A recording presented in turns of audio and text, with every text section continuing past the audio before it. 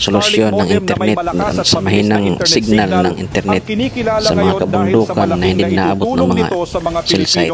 Ito na ang tamang orderin dahil satellite yung ginagamit nilang cell site or natin guys, na kayang magbigay ng malakas na koneksyon kahit sa mga lugar na walang linya ng fiber o cellphone towers. Ito ay direktang kumukuha ng signal sa mga satellite na nagre-resulta sa mabilis at reliable na internet signal.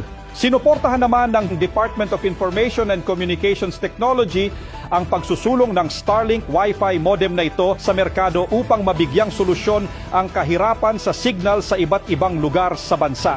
Malaki ang pakinabang ng Starlink Wi-Fi modem na ito, lalo sa mga lugar sa probinsya na walang signal o hindi maabot ng mga internet services providers natin.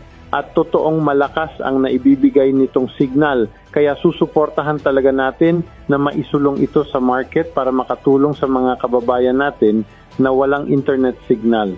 Sa ngayon ay mabibili na ito sa murang halaga. At sa mga oras na ito ay marami na nga ang sumubok at nagpatunay sa galing ng Wi-Fi modem na ito.